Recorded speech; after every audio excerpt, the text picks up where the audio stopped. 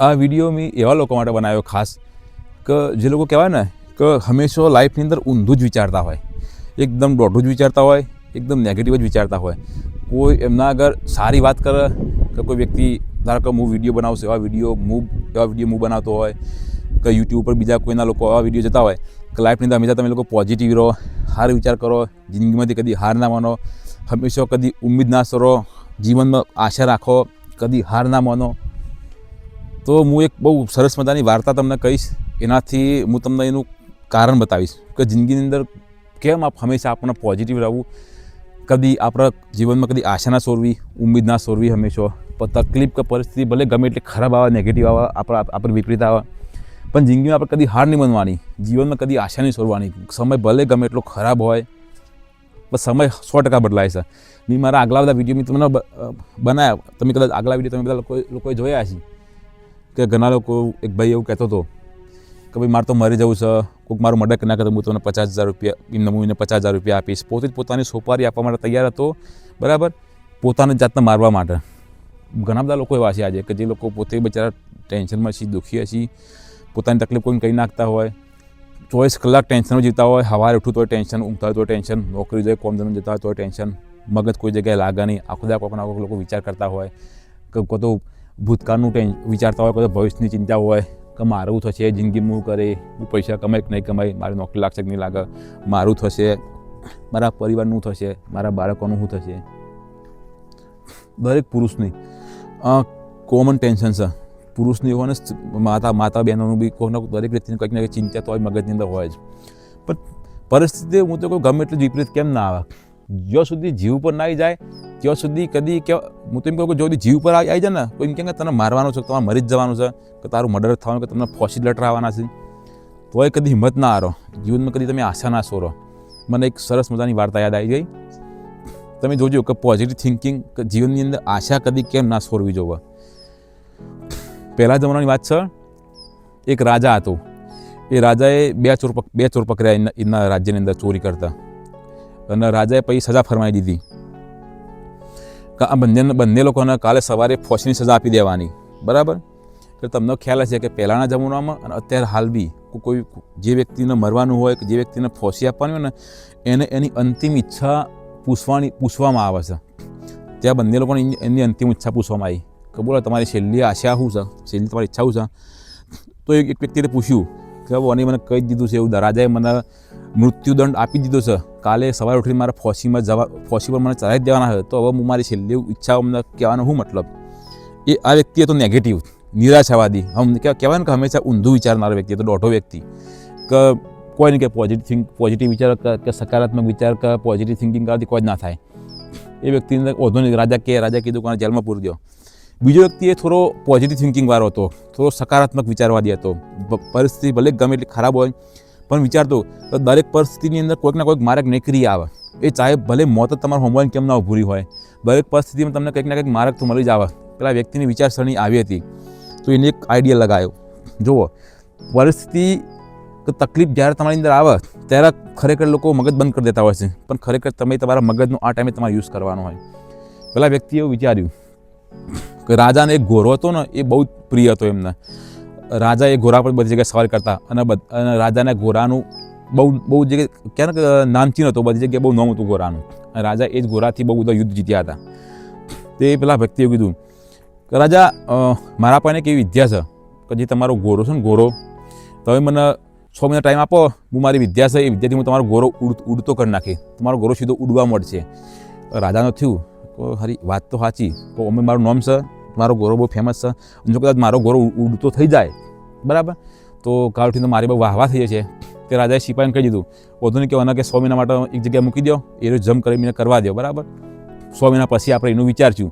અને કીધું કે જો કે ઘોડો, રાજાએ કીધું કે ઘોડો ના ઉડે તો કે પછી તમે મને ફોસી આપી દેવાનો છો.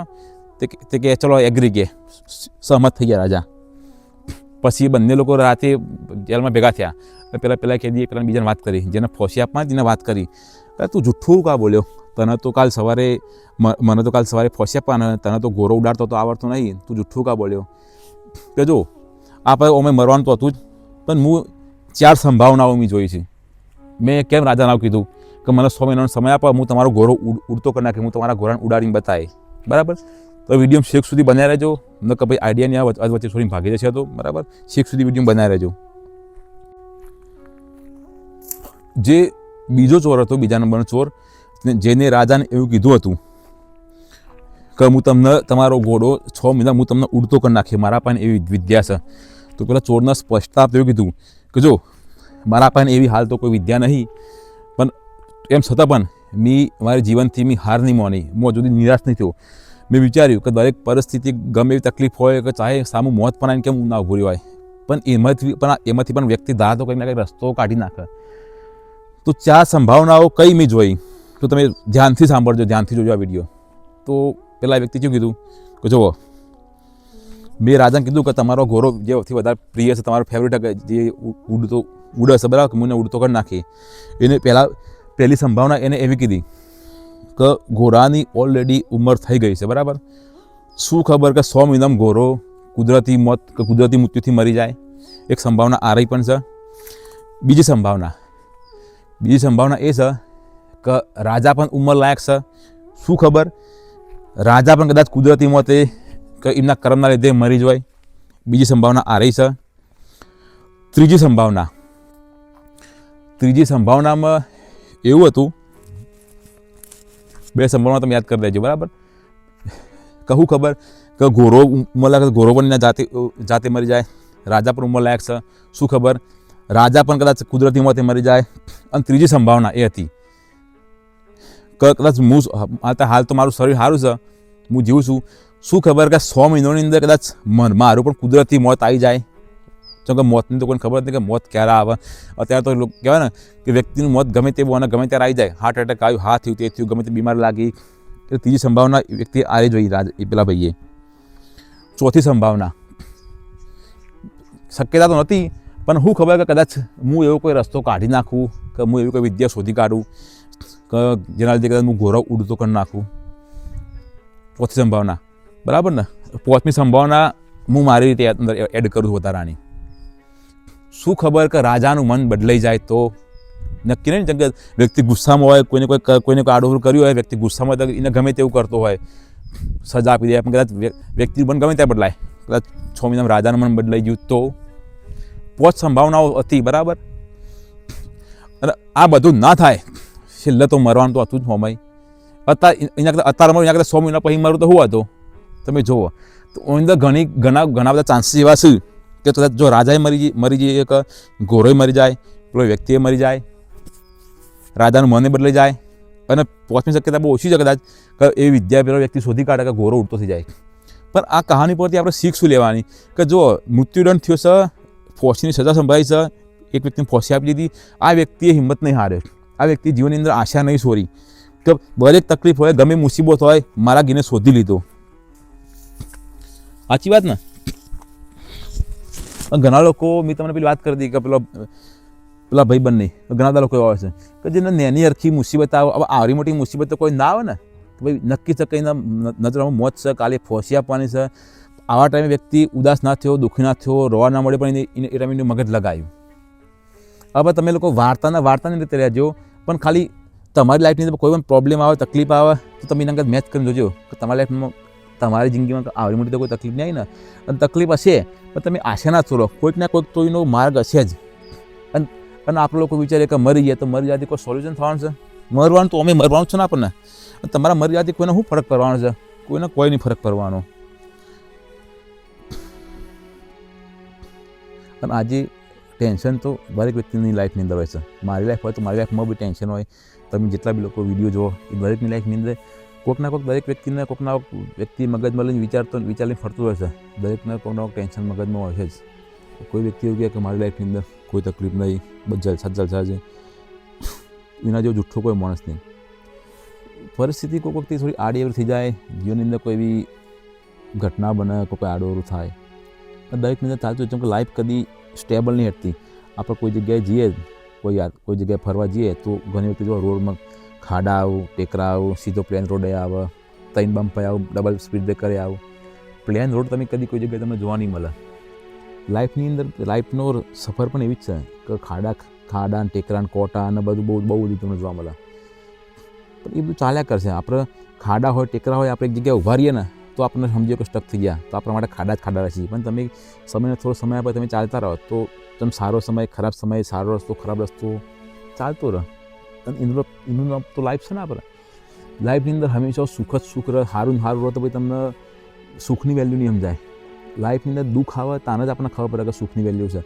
ગરીબી આવે, પૈસાની અછત હોય, પૈસા ખૂટી પડે તાને જ ખબર પડે કે પૈસાની વેલ્યુ છે. આ વસ્તુ વ્યક્તિ સંબંધની અંદર લાગુ પડતી હોય છે.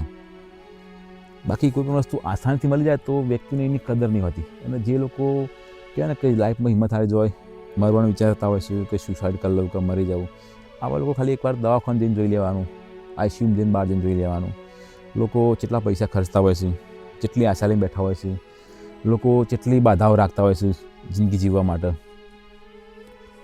પણ જે લોકોનું શરીર સારું હોય, આપણને એવું લાગતું હોય છે કે ખરેખર આપણું દુઃખ બહુ મોટું છે, મારી તકલીફ બહુ મોટી છે, મારી સમસ્યા બહુ મોટી છે. એટલે એવું એક હિન્દીમાં એક સોંગ છે ને, દુનિયા મેં કિતના ગમ હે, મેરા ગમ કિતના કમ હે, લોગો કા ગમ દેખા તો મેં અપના ગમ ભૂલ ગયા. આવું એક સોંગ તમે સાંભળ્યું છે કે દુનિયામાં બહુ બધા દુઃખ છે, મારું દુઃખ તો બહુ ઓછું છે. જ્યારે મેં લોકોનું દુઃખ જોયું ત્યારે હું મારું દુઃખ ભૂલી ગયો. આજે કોઈ વ્યક્તિને, અને આમાં માણસની જાત કેવી હોય કે દરેક વ્યક્તિને પોતાનું દુઃખ મોટું જ લાગતું હોય. એ ભલે આપણે એને વાતો કરીએ, ગમે એવી સારી વાતો કરીએ, પણ વ્યક્તિ પોતાના દુઃખના તો રોતરો રોઈ જ જાય. એને એવું લાગે કે આગમાં બળતો એને ખબર પડે, મારા ઉપર વીતા મને ખબર પડે. પણ એ વસ્તુ કે જો નકારાત્મક વિચારસરણી કે તમે નેગેટિવ ખરાબ જ વિચારતા રહેશો તો ભાઈ પેલા ચોર જેવી હાલત થશે કે તમારે ફોસી પર ચડવાનું જ છે. તમે લોકો દુઃખરૂપી ફોસી પર ચડી જ જવાના છો જો તમે હંમેશા ખરાબ જ વિચારો, નેગેટિવ વિચારો. પણ થોડી ઘણી બી તમારી સોચ સુધારો છો, પોઝિટિવ થિંકિંગ કરો હો તો એ ગેરંટી કે તમને કંઈક ને કંઈક રસ્તો મળી આવશે. કદાચ મારી વાર્તાઓ તમને ખ્યાલ આવી ગયો છે કે મારે કહેવાનો મતલબ હતો. વિડીયો હું સ્પેશિયલ ટાઈમ આપીને થોડી મહેનત કરીને બનાવું છું. તો તમે લોકો થોડું એફર્ટ આપીને ચેનલ સબસ્ક્રાઈબ કરો, વિડીયો લાઇક કરો, લોકોને શેર પણ કરવાનું રાખો. મારા વિડીયો કોઈ કોમેડી વિડીયો તો હોતા નહીં. ત્યારે મારા વિડીયો જોઈને કદી તો તમારી જિંદગીમાં કદી મારા વિડીયો જોઈને કદી હસવું નહીં આવે. એટલી ગેરંટી કે કોઈ વ્યક્તિ દુઃખી છે, મનમાં ચિંતાની ફરતો છે, તો આપણે એવી કોઈ શોર્ટ નહીં લેતા કે કોઈને દુઃખ મટી જાય કે ચિંતા મટી જાય. પણ જે વ્યક્તિ જે બી મગજનો ખાડાવાળો વિચાર હોય, દુઃખ હોય, ચિંતા હોય, એ ઓછું 100% થશે. 100% તો કોઈને મિટાઈ શકે. જે પણ આપણે કોઈની લાઈફની અંદર કોઈને સુખ આપીએ ના આપીએ, પણ કદાચ કોઈના દુઃખમાં ભાગીદાર બનીએ, કોઈનું દુઃખ થોડું પણ આપણાથી 2 શબ્દોથી કોઈના દુઃખમાં ફરક પડતો હોય તો આપણી વિડીયો બનાવવા આપણો સફર છે. મારા પણ તમે લોકો થોડો સપોર્ટ કરજો, વિડીયો શેર કરજો. બધા લોકોના વિડીયોની જરૂર છે. કદાચ આ વિડીયોમાંથી તમને શું શીખવા મળ્યું એ તમે કોમેન્ટ જરૂર કરજો. મળીએ આપણે